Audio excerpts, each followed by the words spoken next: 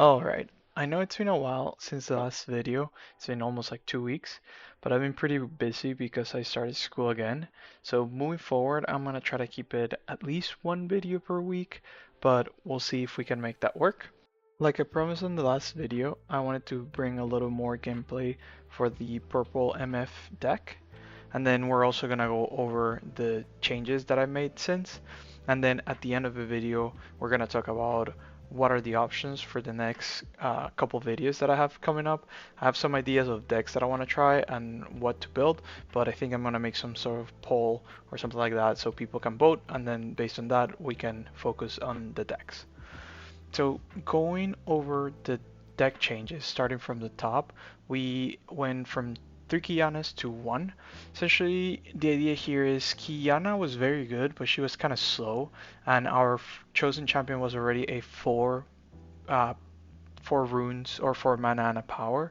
So a lot of the times it felt kind of clunky. So I took one of those, then Cold Shot, I actually took it out and then added it back. Just having the one-off is good in late game situations. Then I've been trying one call. I like it. Generating the gold is very nice, but sometimes the +1 might is just not enough.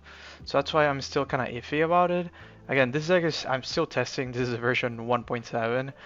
I've tested a bunch of things, so it's still up in the air, but one has felt okay so far. Treasure Hunter, just really good. Kinda sucks that it has one might, but generating the gold makes us helps us to keep healthy. Our rune pool because of our punch first that consumes mana and all of our attaching equipment. So it's been pretty good. I added 2 challenges, especially in this meta with Draven and stuff like that. Being able to attack without going into combat is really valuable, and also it gives us reach to the base of our opponent. So it has been really good. Then the Traveling Merchant. So this card came together kind of like a combo with the Last Rites. We can use them to discard cards, right? We can start dumping units or dumping cards that we don't need, and also essentially sculpting our hand.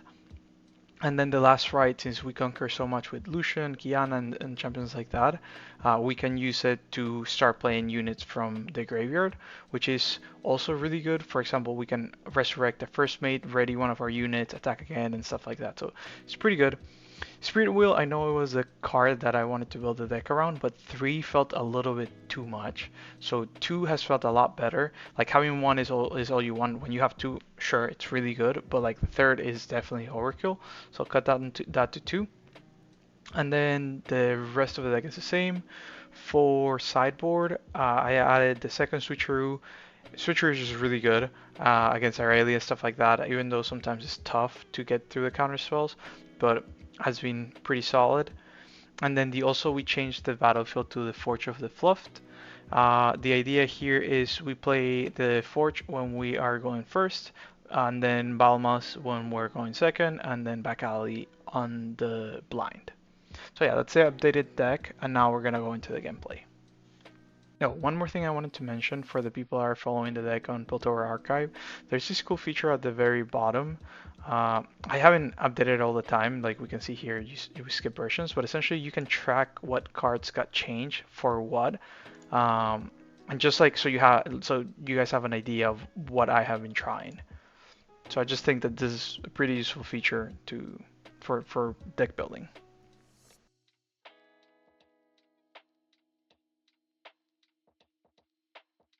Okay, now watching this match back, I make a lot of mistakes, and we'll go over them. There's some that I think are good for players to learn, so that's why I decided to keep this match on the video, and it's a continuation of the old one. So here we open with the sneaky deckhand going second, and this was one of the reasons why I ended up like taking her out, because a lot of the times it just trades down and you just get a point and lose the unit for nothing. Looking at it now, I could have also just played the illusion or play the equipment and then try to develop for this turn, but we went the route with the sneaky deckhand. So here I'm thinking I want to develop the Bone Shiver because next turn I can play Lucian, equip the Bone Shiver for free, and then ready it with the first mate and then I can attack the same turn. Our opponent plays Fiora, double conquers, or holds and conquers, and passes it to us.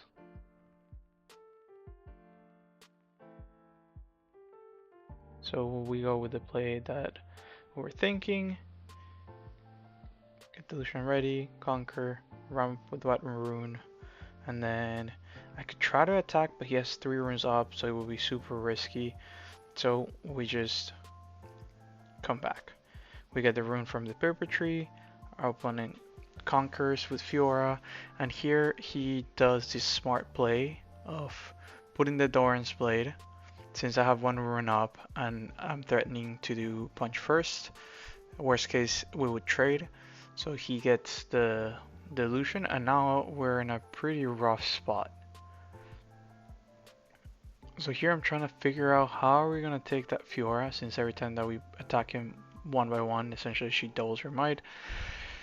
And I think the best way here is just, well, we'll conquer first so we can get the rune, get 1 point, right? We're falling behind, so we need to start scoring.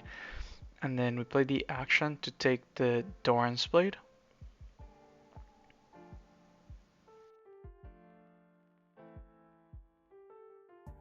And we keep developing with the Kiana.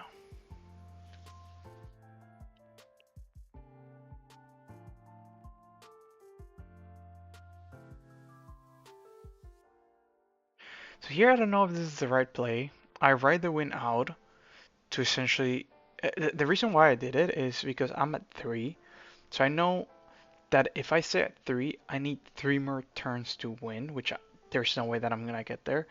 So my plan was like, okay, if I get to 4, next turn I can try to get to 6, right? And then somehow try to pull it together on the last turn and get the 8 points.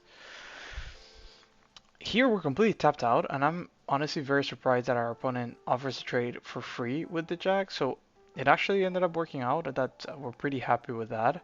Also, it tells me that his hand is probably not great since he doesn't have any way to pump might.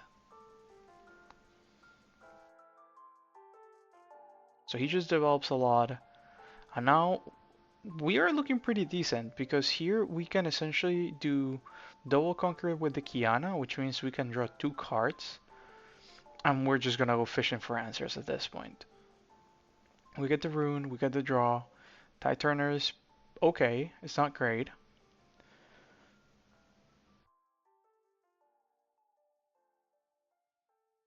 And then we do the first mate, and I decide to play it on the battlefield because we are gonna have to reinforce, right? They're already at 7, they have a full board, so we just have to pray and hold.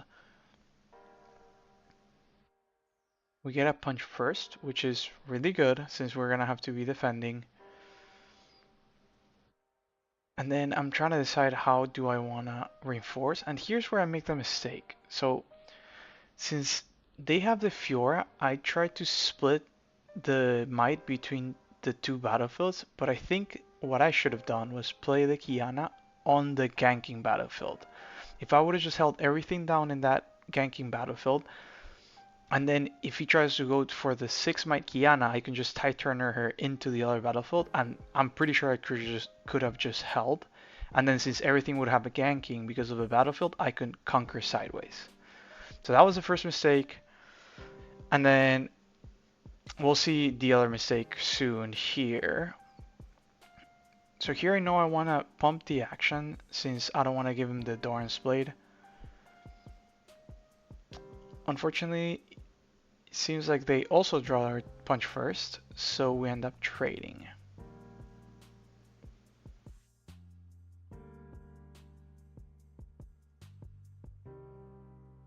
So we give the Doran's Blade back. And he decides to equip, and here's a huge mistake, and this is why I left this video here. So now in Spirit Forge, we need to be aware of cascading equipments. Essentially, it's like we saw, he already used the Brutalizer once. If the creature dies, he gets it back, and he can use it again, and again, and again. So here I make the mistake of bringing the Kiana and killing the Poro, giving him the equipment back, and essentially I'm dead on board. right? What I should have done there was not swap with the Tide Turner. He could have traded, get that battlefield, and then he wouldn't have enough might on the paper tree to win. Then he shows his hand. We were dead anyway, but that's the idea. We need to be very aware of uh, essentially the cascading equipment for our opponents. Like they can use him multiple times per turn, and in that scenario, even though of course we always want to trade, the best decision would have been to not trade with his Poro, so he couldn't use the equipment again.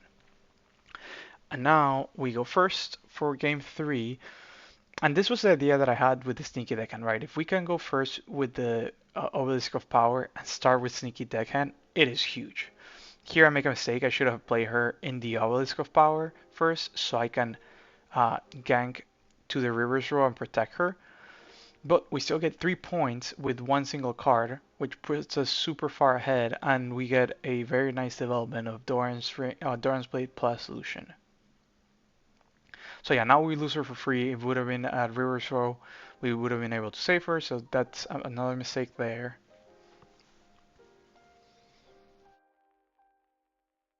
We go fishing for answers here. So this one is an interesting one because we know this game is gonna get a little grindy. We're already low on cards, but the sneaky would have been really good because we could have tried to go super aggressive, do a double conquer. If they have an answer, we'd punch first. But I decided to go with the more conservative option and have open the option to draw more cards. So I go first into the obelisk. We conquer no problem. And now I need to decide if I'm gonna go to the River's Row and we go in. So I feel confident going in because we have the punch first. That's why I didn't play the 2 mana equipment to draw cards because I was like, okay, worst case I can play punch first and then Kiana. And then he plays Counter Strike. This is the very first time I had seen that card. This was like 2 weeks ago when I just started playing Spirit Forge. I think this was like my second match in Spirit Forge. So I was very confused. I read it. Okay, that means that essentially it's like a stun in this case. So we just get pushed back. He holds. He defends successfully, and now we just get to develop. We just play the Kiana and play the Spirit Wheel, and we pass. So we're at 4 points, which is pretty good because that means the next turn we can go to 6. Our opponent plays the Doran's Blade, and then he conquers, goes to 4, plays the Guardian, equips, and passes.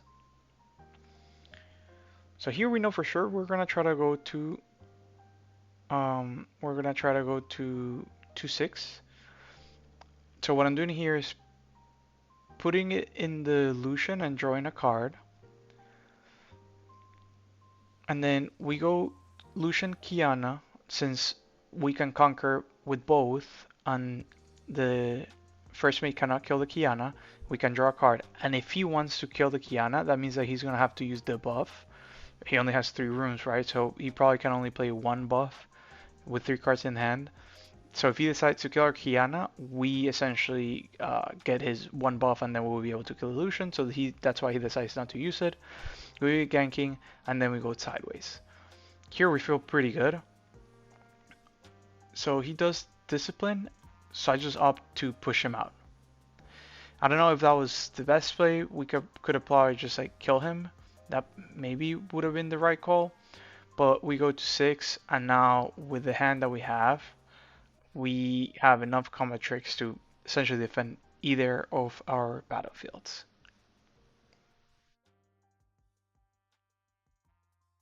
So he goes Brutalizer, puts him to 9, and Switcheroo displaying the power.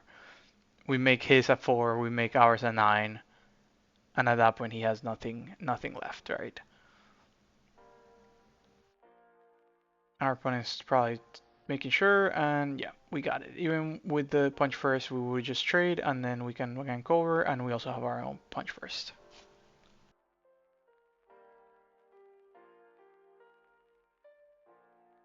Now we're gonna see my very first match against Irelia. Of course, I kind of knew like all the cards that they play and stuff, but I had never actually played against her. So this was an interesting match. Learned some things along the way. So we start with the Treasure Hunter, pass it to our opponent. Yeah, I'm checking. I'm reading the card. I didn't know it had ganking. So our opponent starts with the Lonely Poro. And here we have some options, right? We definitely want to develop the Lucian. Here I'm debating if I should move the Treasure Hunter or not. My thought process was, if we move it, we're trading it for sure, but we can really use that gold because next turn we want to equip the Doran's Blade. So by getting the gold, we equip without deramping ourselves. And also it forces our opponent to bring the Poro up and then exposing it to our Lucian. So that's why I was okay with offering the trade. Our opponent takes it. We're fine with it.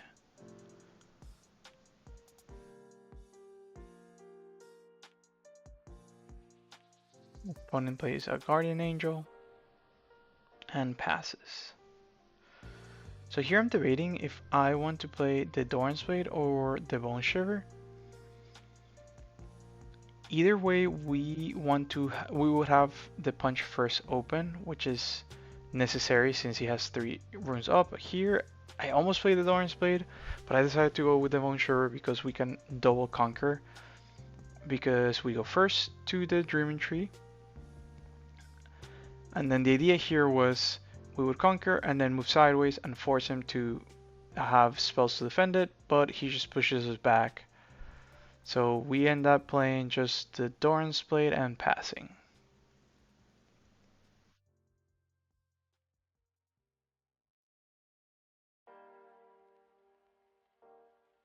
Our opponent here develops, plays Irelia, equips, and then pays for the to ready her, and he goes in for the conquer.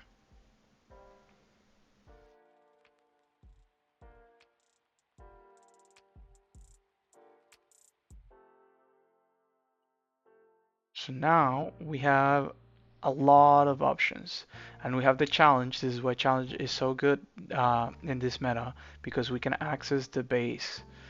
So here we attach the Lawrence Blade. We conquer on the left first, so we can get our free rune since we're gonna conquer ready and then we can give it ganking. We get our first rune. Also is very important because here the back alley bar by doing this gives us a +1, which might be important in this combat. So now he needs to decide what to do. So here he rides the wind, which we cannot stop, but we have the first mate in hand, so we can essentially follow him. So here he goes to 8, he also conquers, there at least at 8 might. We play the first mate, we get our illusion ready, and then I do this in the right order, but I forget to draw the card, right? I punch first because I was like, okay, I punch first here for the Dreaming Tree, and then I forget to draw the card, which it's sad, but whatever. We kill the area, and then now we have the punch for the challenge, and we manage to fully clear her. So now Irelia is in a very tough spot. I just saw the Chinese regional, the last one. The Irelia decks are going a lot more into other type of units, but again, this was very early. This was like 2 weeks ago when I recorded this, so all the Irelia decks are just like playing Irelia and a bunch of spells to protect her. So it's very important to just kill her. Once you kill her, they don't have much. So yeah, we just continue our plan, conquering, and then we pull out since we are at 5, and there's no difference between 4 and 5. So we just stay at 5, pull back the Lucian, play the Misfortune. Our opponent doesn't have anything. Here we just go in again, conquer.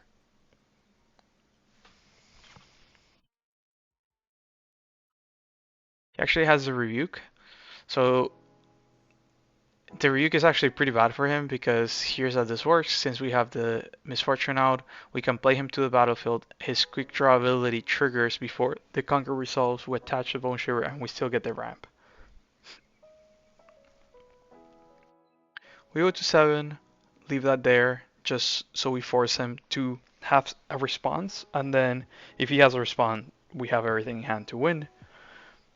Our opponent, yeah, just as a Charlie Merchant, just does a little bit of pumping. He comes in for the fight, and then the game is essentially over.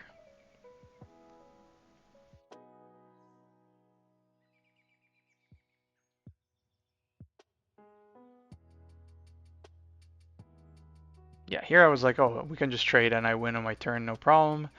But now that he showed us that, I can just, okay, start with Fire Flight, see what he has. He has it not so fast. We're okay with that getting Conquer, and then now we just go with the punch first, and this time we don't forget to draw. Now we go to game 2.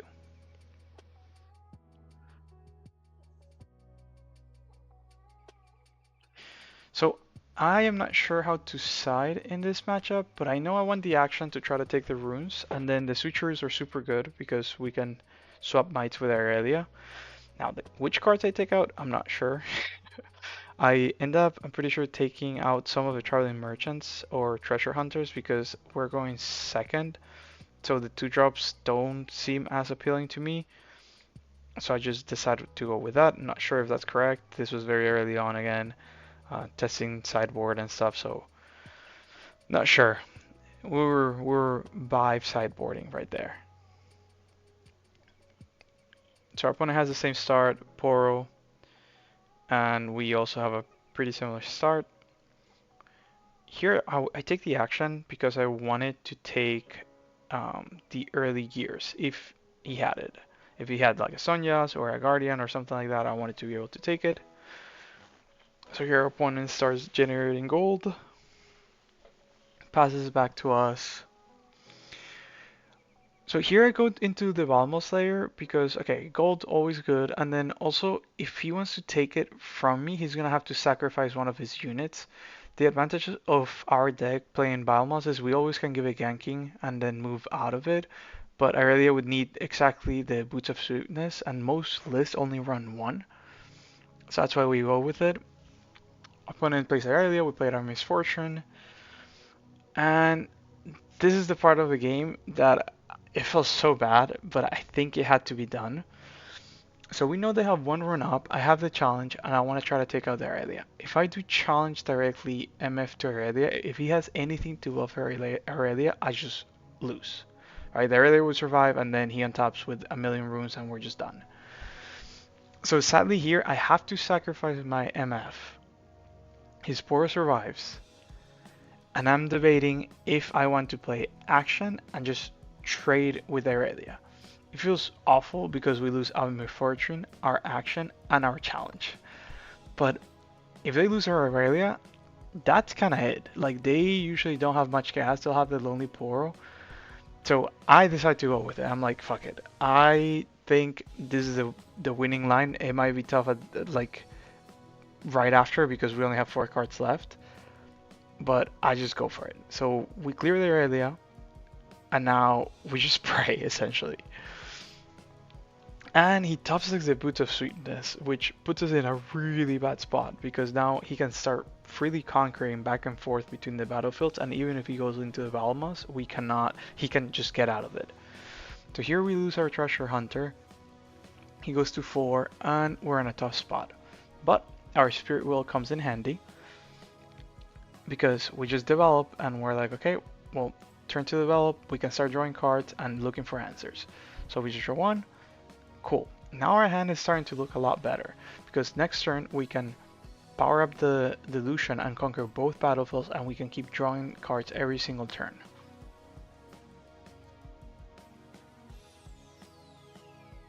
So here he does a very risky play. He knows I have 2 runes up and he charms in, and I go for the punch first, right? I'm like, okay, if he would need, I would go to 8, he's at 4, he would need either Defiant Dance, I think it's called, the Irelia signature spell, for us to trade, or he would need to double buff to save his unit.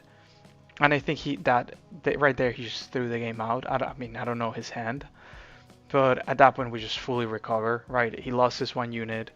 Now we can start drawing cards for free. We can start conquering for free, and the game is essentially done at that point.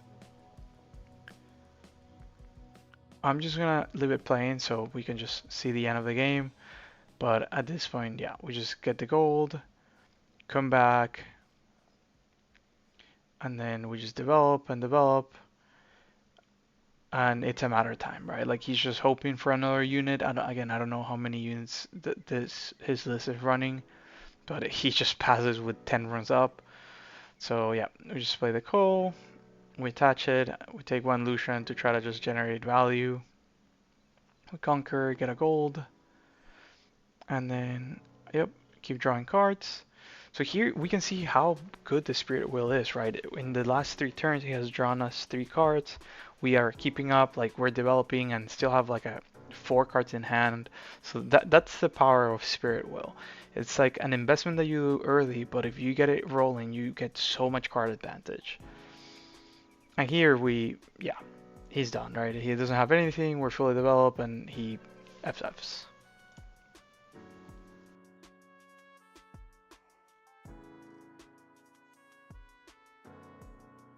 Now we're gonna see a game against Kaisa. Opponent plays like a weird Kaisa list, but there's some decent games. So here we have Yone. Actually, I wanted to try Yone in the deck. We'll see game one. He doesn't do much. I ended up cutting him after, but I just wanted to explore the card, see how it felt. So here we just open with double gear. And we have the Yone, which has Weapon Master, so my idea was like, okay, well, I can play him next turn and grab one of the weapons, and then start conquering. Our opponent starts with the Poro, and gets another Poro, and then in our turn, we get the Lucian. We start first with the stack deck. Here, I ended up going with the Kiana because my thought was if they manage to kill my Lucian, it might be better to have a second unit, and especially since Kiana can like help us draw cards and stuff like that. We can already see that our hand is not that big since equipment or gears are kind of like, I mean they're cards, but they're not as strong as a normal card usually. We always need to have a card draw. So our opponent just goes with Kaisa, draws a card. I think he forgets to, yeah, he forgot to get the gold both times. I think he gets one after we let him have it. But yeah, so here we go Lucian, we conquer, we create a gold. This is why I kind of like coal. Here we get a ton of resources with it. And then we move into the arena's greatest with the +1. That's why we managed to be on top of him, and he just retreats away. We kill the other Poro. We get another gold. And yeah, here our opponent notices he forgot the gold, and we're like, yeah, sure, you can have it, no problem.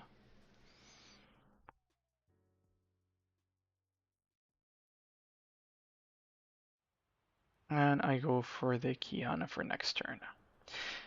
My idea here was if he has Singularity, because this Kaisel is having running Singularity more often, at least he would have to play the deflect cost, and he had it. So I'm glad I didn't play the Yone. So at least we force him to essentially pay one more rune, which is something, I guess. And then we pass. So now with 5 runes, we go for the Yone. We use the Weapon Master ability, he goes to 6. And we just use all the gold and equip him up. I really like that with the Weapon Master we managed to grab the Doran's Blade to be outside of the range of Falling Star.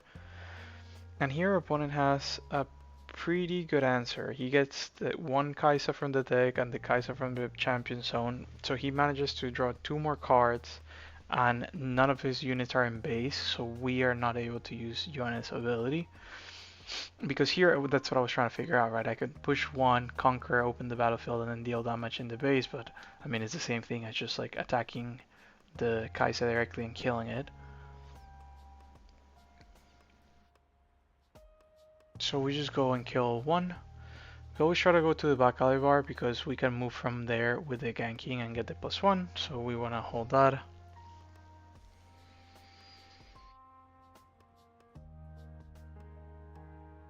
Then, yep, we just develop. He's already at 6, which is of course a problem, but we have 3 runes up exactly, right? We play to have the 3 runes up and we have both answers if we need them.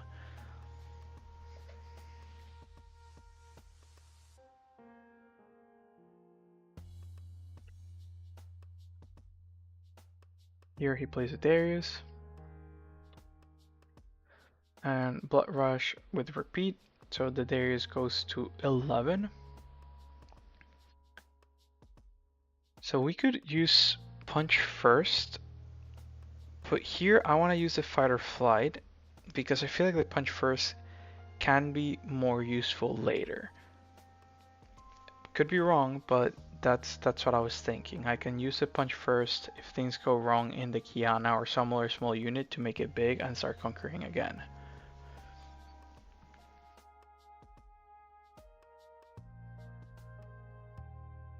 So here he hides a card, and in red and blue, like the only cards that you can hide are the 2 new ones, right? The one that deals 3 and makes a gold, or the one that makes your units come in ready. I'm assuming is the one that deals 3 and gets a gold. So here we just do the ganking, get the +1 from the back alley bar.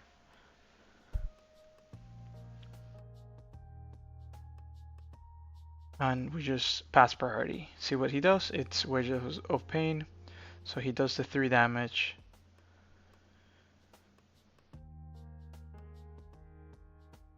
Yeah, he's got a little confused. People always forget about the +1 from back alley.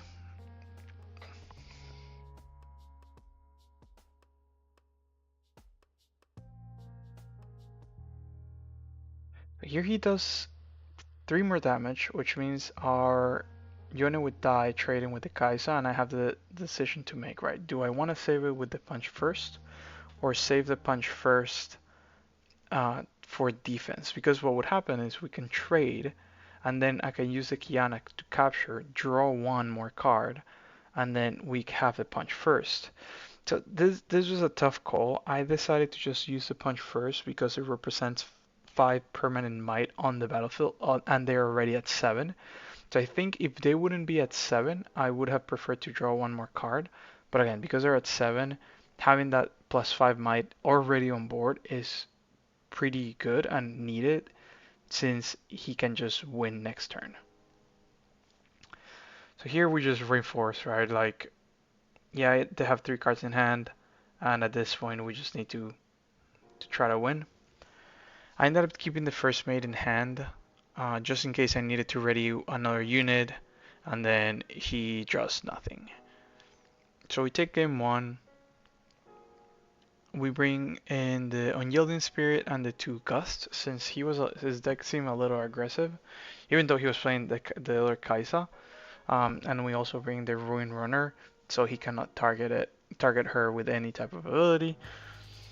And here, oh, again, I'm just taking out cards that I'm like, yeah, whatever, this doesn't seem great. I never like challenge against Kaisa because retreat just makes it feel so bad, right? Like if they have 1 rune open, they can just retreat their unit and you de-ramp yourself and they get a rune.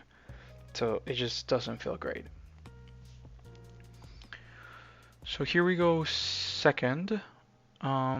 And we have a pretty good starting hand. We have the Treasure Hunter and we have the Gust to return the Raven Bloom once they try to conquer, which is what we do. So we get a little bit of the tempo back. So he plays a Raven Bloom.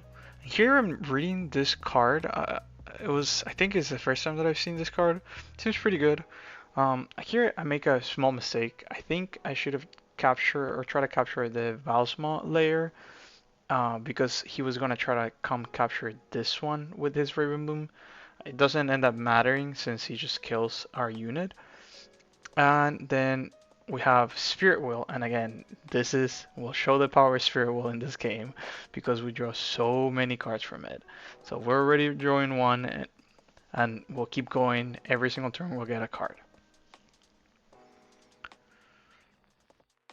So now we try to go in, get another gold token, and he just kills our guy. I know that the token technically comes in tap, but I mean I'm not gonna use it, so I just left them together. We draw another card, and we pass. So the Spirit Wheel here really help us to keep pace with Kaisa. You know, Kaisa tends to draw a ton of cards, so our Spirit Wheel helps us to stay in the game essentially. Then he draws the other Kaisa from his deck. He conquers, goes to 3, draws one card, and it's our turn. So I check my graveyard since we got the last right now. And I'm trying to figure out what to do, right? So we start with stack deck to see our options. And we see a second Lucian, which is a very good insurance here. Alright, like even if they kill the first one, we have the second one to start battling again. So here I'm trying to debate if I want to use the last right or not. Um, but to fit all the things that I want to, I prefer to use the Doran's Blade for the just 2 mana. We play the shovel. Oh, never mind. We do equip all of it. Yeah, I think I just go with everything just to have as much might as possible so he cannot trade with us. And here I make, again, kind of similar mistake. I shouldn't have attacked to that battlefield first since they get to see a card from their deck and they can add it and they can use it. So the right play here, which actually ends up mattering, should have been kill the Kai'Sa first, capture. We could have played the Treasure Hunter for free or play something for free, get the rune, and then move to the other one. But yeah, so we essentially give him the angle shoot or angle shot. He uses it, takes out the last right, so he denies us the treasure hunters from the graveyard. And we end up killing his Ravenbloom student. With that, we get our first point, we get the ramp, and then at this point we just go aggressive. And we have ganking, and then we go for the Kai'Sa. He does have the retreat, so he gets a rune back. We get another point, we get another rune, and then we play our second Lucian and equip the shovel.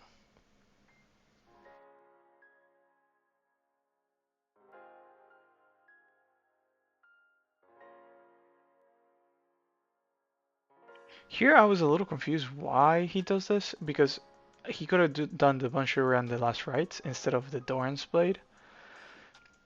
So I think that's a misplay on his part. Yeah, I was reading it because I was like, oh, maybe it has to be from the same battlefield or something, but I'm pretty sure when you repeat, you can select different targets. So here he gets another angle shot, deattaches the last right, so we don't get to play anything from the graveyard, and we just keep drawing cards here. Also, I'm pretty sure I forgot to score the point. We'll get it later. And now we just develop all of our units.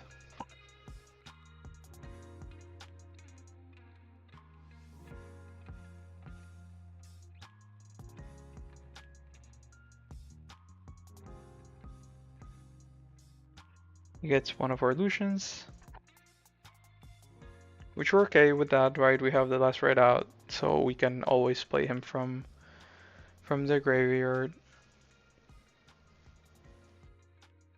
I think in this game it's called the trash, or the trash, yeah.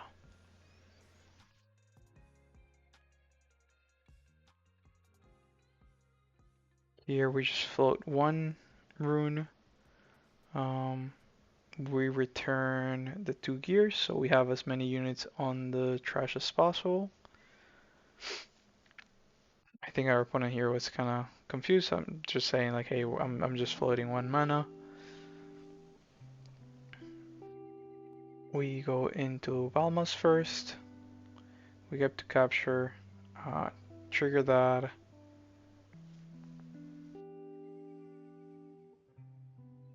So I go for the treasure Hunter first because in case they kill our Lucian somehow in the next battle, I can then get it back.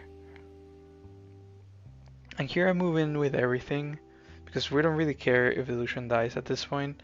But this kind of like makes it tougher for him if he somehow can like reduce our might or something like that. And also we get to trigger the treasure hunter and the traveling merchant. Our opponent plays a cloth armor. Is the first time that I've seen that card being played. Um, so yeah, we just go for the punch first.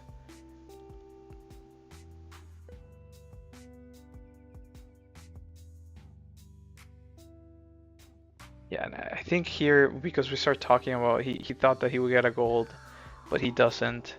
Um, we just completely ignore the fact that the treasure hunter and the traveling merchant should have died. Yeah, we both completely just miss it. It doesn't matter because we'll see what happens. He essentially plays a watcher and kills everything anyway. But it's funny, like how when you have this type of conversations, like rulings or whatever, like it takes you so much out of the game, and it's kind of sad. Like today, I think during the China regional, something like that happened in top eight, that things get missed when you saw arguing with judges and players and whatever. Like it just gets messy. But yeah, this game is essentially over, right? We're already at six. He just tried his best to hold. He's completely tapped out. We have the problem of strength to put our Lucian to 12. He's holding it with 12. So we just need to move Lucian on any of our two units, and then we can just conquer the other battlefield with the one that we leave behind, and that's it. So for the next videos, I have three decks that I'm interested in trying, playing, and testing. So the first one is the Ezreal Rat list, the one that plays Pit Crew plus Coal. So every time that you conquer with the Pit Crew, you generate a gold token, and then because you played a gold token, the Pit Crew readies himself. And yeah, it's super cool deck. It's very much my playstyle. It plays the Mind Splitters. It plays the watchers and stuff like that. So I really like the idea and the concept. And I on paper I have most of the cards. I think I'm just missing a second copy of Ezreal. So I think that's probably gonna be the deck that I'll be playing a lot next set. So yeah, starting that. Then the other one is Purple Jinx Brew. Essentially, it's the same idea as the Ezreal, but you do it with Jinx. Since Jinx, every time that you discard, you ready her. So you can do the same idea of the Pit Crew. Instead of using Coal, you use Doran's Ring, because every time you conquer, you discard and draw. So it will be almost like a, in my head, of course, I haven't tried it, a more consistent version of the Ezreal deck, or at least that engine, because you always have access to Purple Jinx. So that's the other one. And then the last one would be a Lux deck. I think I always like Lux because there's a card in Magic called Up the Beanstalk, and it's essentially her ability. And Up the Beanstalk was insane in Magic, so I want to give it a shot.